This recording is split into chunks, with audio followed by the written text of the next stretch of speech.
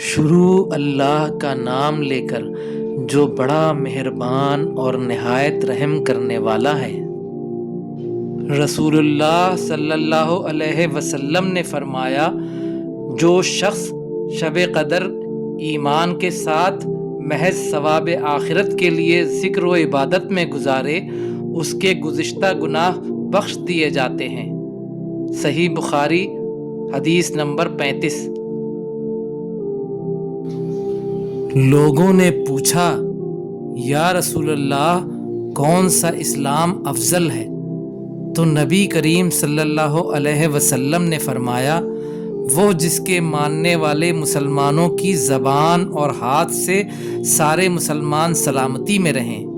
صحیح بخاری حدیث نمبر 11۔ رسول اللہ صلی اللہ علیہ وسلم نے فرمایا، منافق کی علامتیں 3 ہیں: جب بات کرے جھوٹ بولے، جب وعدہ کرے اس کے خلاف کرے، اور جب اس کو امین بنایا جائے تو خیانت کرے۔ صحیح بخاری حدیث نمبر 33۔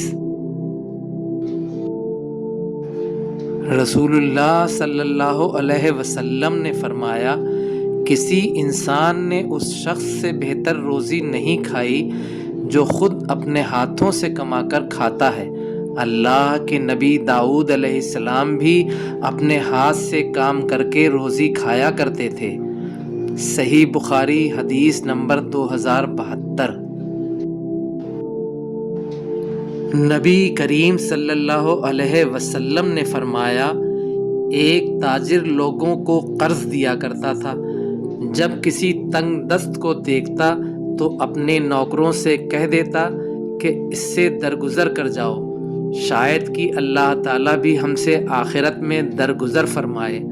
چنانچہ اللہ تعالیٰ نے اس کے مرنے کے بعد اس کو بخش دیا۔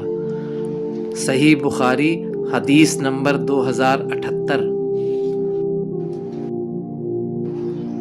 رسول اللہ صلی اللہ علیہ وسلم نے فرمایا کہ میرے گھر اور میرے اس ممبر کے درمیان کا حصہ جنت کی کیاریوں میں سے ایک کیاری ہے۔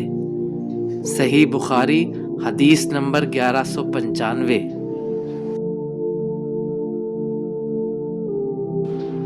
نبی کریم صلی اللہ علیہ وسلم نے فرمایا، جو کوئی لوگوں کا مال قرض کے طور پر ادا کرنے کی نیت سے لیتا ہے تو اللہ تعالیٰ بھی اس کی طرف سے ادا کرے گا، اور جو کوئی نہ دینے کے لیے لے تو اللہ تعالیٰ بھی اس کو تباہ کر دے گا۔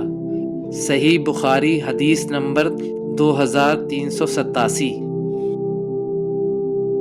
رسول اللہ صلی اللہ علیہ وسلم نے فرمایا، جس نے ہماری طرح نماز پڑھی اور ہماری طرح قبلے کی طرف منہ کیا اور ہمارے ذبیحہ کو کھایا تو وہ مسلمان ہے جس کے لیے اللہ اور اس کے رسول کی پناہ ہے، پس تم اللہ کے ساتھ اس کی دی ہوئی پناہ میں خیانت نہ کرو۔